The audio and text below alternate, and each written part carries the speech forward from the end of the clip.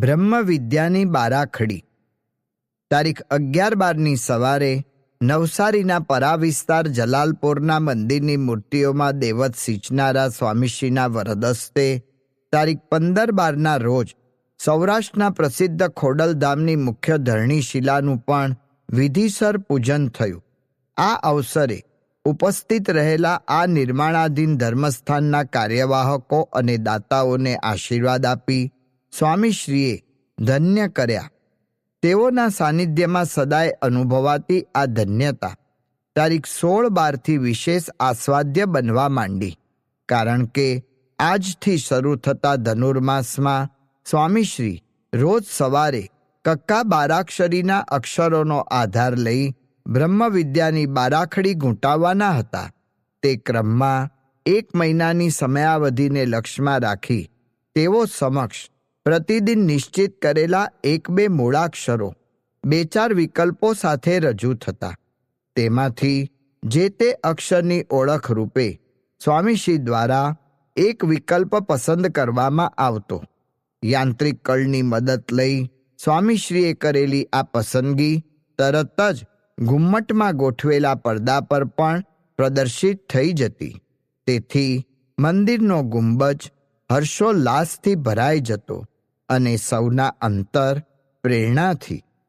આ રીતે ધનુર્માસ દરમિયાન સ્વામીશ્રીએ ગોઠવી આપેલા શ્રેય પ્રેયના સોપાન આવા રહ્યા: અ બરાબર અક્ષરધામ, આ બરાબર આજ્ઞા, ઈ બરાબર ઈશ્વર, ઉ બરાબર ઉપાસના, રૂ બરાબર ઋષિ, એ બરાબર એકાંતિક, ઓ બરાબર ઓમ, ક બરાબર કથા, ખ બરાબર ખપ, ગ બરાબર ગુણાતીત, ઘ બરાબર ઘર સભા, ચ બરાબર ચાંદલો, છ બરાબર છપૈયા, જ બરાબર જપ, ઝ બરાબર ઝાલર, ટ બરાબર ટવકો, ઠ બરાબર ઠાકોરજી, ડ બરાબર ડંકો, ઢ બરાબર ઢોલક, ણ બરાબર સ્વામિનારાયણ, ત બરાબર તિલક, થ બરાબર થાળ, દ બરાબર દર્શન, ધ બરાબર ધર્મ, ન બરાબર નિયમ,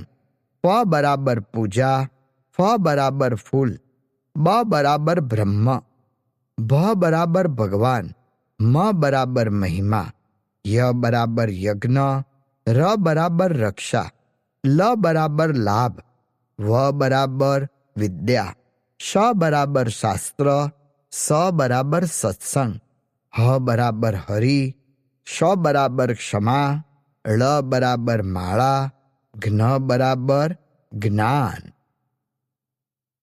અમને બધું ધ્યાન રહે છે. તારીખ 16/12ના રોજ સ્વામીશ્રી મંદિરમાં ઠાકોરજી સમક્ષ પધાર્યા ત્યારે ઘુમ્મટ તળે બેઠેલા દર્શનાર્થીઓમાં શહેરના જાણીતા બિલ્ડર શ્રી અતિથિભાઈ પણ સામેલ હતા. તેઓ પ્રથમવાર જ સ્વામીશ્રીના દર્શન પામવાના હોવાથી તેઓના અંતરમાં ઉત્સુકતા ઉછળી રહેલી. તેનો અંત ત્યારે આવ્યો જ્યારે ઠાકોરજીના નમન વંદન કરી સ્વામીશ્રીની વ્હીલચેર મુમુક્ષુઓ સન્મુખ થઈ. તે વખતે પેલા આગંતુક બિલ્ડર પર સ્વામીશ્રીની દ્રષ્ટિ પડી, પરંતુ એ એક જ નજરથી આ મહાનુભાવ ઘાયલ થઈ ગયા. તેનું કારણ જણાવતા તેઓએ જ કહ્યું, મને મારી નાની એટલે કે માતાની માતા સાથે ખૂબ હેત હતું. એમના ખોળામાં હું ઉછરેલો. એ તો અત્યારે દેવલોક સિધાવી ગયા છે, પણ આજે જ્યારે પ્રમુખ સ્વામી મહારાજે મારી સામે દ્રષ્ટિ કરી ત્યારે એ નજરમાં મને મારી નાનીના દર્શન થયા. હું કૃતાર્થ થઈ ગયો. આમ નાનીથી માંડી નારાયણ સુધીના દર્શનની અનુભૂતિ કરાવતું રહેતું સ્વામીશ્રીનું સ્વરૂપ. તેથી ભલે આ અરસામાં તેઓનો સ્પર્શ નહોતો મળતો, તેઓ સાથે વાતચીતનો મોકો નહોતો મળતો, તેઓનો સ્વર પણ નહોતો સંભળાતો, છતાં સત્સંગી કે બિન સત્સંગી સૌ સ્વામીશ્રીના કેવળ દર્શન માટે પ્રાતઃકાળે દોડી આવતા.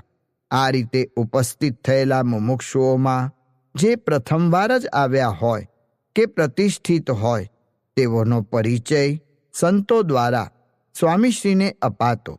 ઘણીવાર કોઈ પરિચિત હોય પણ તેને કંઈક સમસ્યા સતાવતી હોય તો તેઓનો પ્રશ્ન સ્વામીશ્રી સમક્ષ રજૂ થતો. આવા ભક્તો ભાવિકોને સ્વામીશ્રી ઠાકોરજીનું પ્રાસાદિક પુષ્પ અપાવી આશીર્વાદ પાઠવે. આ ફૂલ પ્રત્યેક જરૂરિયાતમંદને મળે તેનો ખટકો તેઓ સ્વયં રાખે. તે મુજબ તારીખ 19/12ની સવારે ચાલી રહેલી પ્રક્રિયામાં એક હરિભક્તને ફૂલ આપવાનું સંતો દ્વારા ચૂકાઈ જતા સ્વામીશ્રીએ તરત યાદ કરાવ્યું, હરિભક્તોને ફૂલ આપો. બધાને પુષ્પ પહોંચી જ જાય છે.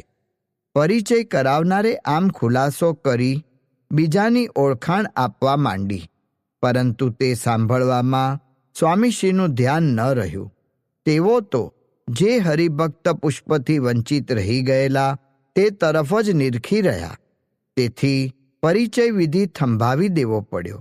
તે વખતે માંઝાથી આવેલા એક સત્સંગીનો નિર્દેશ કરતા સ્વામીશ્રીએ કહ્યું, આમને ફૂલ નથી મળ્યું. તેઓનું આ અનુમાન તપાસ કરતા સત્ય ઠર્યું.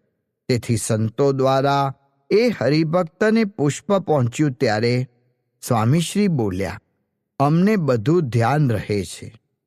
હા, 91માં વર્ષે નાની સી વિગત પણ તેઓની નજર બહાર ન રહેતી. સ્વામીશ્રીની આ વિશેષતા જેટલી આકર્ષક છે એટલી જ સંતો ભક્તો માટે આશ્વાસક પણ છે. એટલે જ તો બધાનું બધું ધ્યાન રાખનારા તેઓને પામી સૌ ગાઈ ઉઠતા કે તમ જેવા તણી દયા પામી, નથી દુઃખ ને સુખ છે સ્વામી. સચ્ચિદાનંદ આપ સ્વતંત્ર. આ અરસામાં ધનુર્માસ ઉપક્રમે મુંબઈના વિવિધ પરાઓમાંથી પદયાત્રી સત્સંગીઓના સંઘ રોજ સવારે દાદરના મંદિરે આવતા રહેતા. સ્વામીશ્રીના નિરામય સ્વાસ્થ્યની એકમાત્ર આકાંક્ષા સાથે વહેતો આ ભક્ત પ્રવાહ સળંગ રસ્તે ધૂન ભજન કરતા કરતા પંથ કાપતો. અંતે મંદિરમાં આવી સ્વામીશ્રીની અમી દ્રષ્ટિ ઝીલી કૃતાર્થતા અનુભવતો. આ ક્રમમાં તારીખ 25/12ના રોજ આવેલી પોષ સુદ પ્રતિપદાની તિથિએ સ્વામીશ્રીના ભાગવતી દીક્ષા દિન અને રવિવારનો સંગમ સર્જાઈ જતા ભક્તપુર ઘણું ખડકી રહ્યું. તેની વચ્ચે આજના પ્રસંગને અનુરૂપ શોભા પણ અભિષેક મંડપમાં રચાયેલી, જેમાં અક્ષરદેરીની પાર્શ્વભૂમાં સ્વામીશ્રીને દીક્ષા આપતા શાસ્ત્રીજી મહારાજ અને મહાપૂજા કરાવતા યોગીજી મહારાજ હુબહુ શોભી રહેલા. આ દ્રશ્ય જોતા જ 71 વર્ષ પૂર્વેની સ્મૃતિમાં સરી પડેલા સ્વામીશ્રીએ પોતાનો દીક્ષા પ્રસંગ સવિસ્તર સંભળાવી સૌને આનંદ પમાડ્યો. ત્યારબાદ ઉતારે પધારેલા તેઓના સાયં ભ્રમણ વખતે યોગી ચરિતમ ગ્રંથનું વાંચન શરૂ થયું. તેમાં ડૉક્ટરને લાભ મળે એ માટે રોગ ગ્રહણ કરીએ છીએ તેવા ભાવાર્થનું યોગીજી મહારાજનું વિધાન આવતા સ્વામીશ્રીની સેવામાં રહેલા ડૉક્ટર કિરણભાઈ બોલ્યા, આજે પણ એવું જ છે ને? અમને લાભ મળે એ માટે જ આપ સેવા આપો છો? હા, એવું જ છે. સ્વામીશ્રીએ હળવું હસીને સંમતિ પુરાવી. તેમાંથી તેઓની સ્વતંત્ર શૈલી ઉદ્ઘાટિત થઈ રહી. તેના અનુભવી પેલા ડૉક્ટરે સ્વામીશ્રીને કહ્યું, આપની અને યોગીજી મહારાજની રીત એક જ છે. આપને જ્યારે કંઈક કાર્ય કરવું જ હોય ત્યારે રોગ એક બાજુ મૂકી દો છો. અક્ષરધામના શિલાન્યાસમાં આપને જવું હતું તો કેવા વહેલા તૈયાર થઈ ગયેલા. સાજા થવું હોય તો 100 ડૉક્ટરને ઠેલીને જાઓ ને માંદા જ રહેવું હોય તો પડખું ફરવામાંય ડૉક્ટરને પૂછો. આવી આપની લીલા છે. આ સાંભળી સ્વામીશ્રી હસી પડ્યા. એ હાસ્ય તેઓની સદા જે છે નિરોગી સ્વતંત્ર ભાસે રોગને વશ પરતંત્ર સમી પ્રતિભાનો પડઘો પાડી રહ્યું. નથી ઈચ્છા મારે અન્ય. તારીખ 27/12ની સવારે દર્શન પૂજાના ક્રમથી પરવારી ભોજન લેવા બિરાજેલા સ્વામીશ્રી સામે આવેલો થાળ જોઈ સહેજે બોલ્યા, એનો એ જ છે. આ સાંભળી થાળ લાવનારા ત્યાગરત્નદાસ સ્વામીએ પૂછ્યું કે, બાપા, આપની શું ઈચ્છા છે? આપણી ઈચ્છા શું હોય? ભગવાનની ઈચ્છાથી જે આવે એ જમી લેવાનું. સ્વામીશ્રી બોલ્યા, આમ ઈચ્છાને સદા આધીન રહેતા તેઓએ જમવાનું આરંભ્યું ત્યારે તેઓના ભીડા ભર્યા પૂર્વ વિચરણનો વિષય ફૂટ્યો. તે સાંભળી કોક બોલ્યું, ગામડાઓની નગરયાત્રામાં તો ધૂળ ખૂબ ઉડે, ગુલાલ. સ્વામીશ્રી ઉચ્ચર્યા. જોકે તેઓએ તારવેલો ધૂળનો આ અર્થબોધ સૌના મગજમાં જડ ઠરે એમ નહોતો. તેથી થોડીવાર થંભી જઈ સ્વામીશ્રીએ પુનઃ જણાવ્યું, એ ધૂળ નહીં, ગુલાલ કહેવાય. તેઓની આ મહિમામઢી અભિવ્યક્તિએ સૌને રંગી નાખ્યા. એ જ રંગમાં રાતા માતા સંતો, ગાડી ગાડા, ટ્રક ટ્રેક્ટર, રેલ રિક્ષા વગેરે વિવિધ વાહનોમાં ઘૂમનારા સ્વામીશ્રીનો પરિશ્રમ વાગોળવા લાગ્યા ત્યારે સ્વામીશ્રી બોલ્યા, આ બધું તો પહેલેથી જ ચાલ્યું આવે છે. શાસ્ત્રીજી મહારાજ અને યોગીજી મહારાજ તો ગાડામાં પણ જતા, ચાલીને પણ બધે ગયા છે.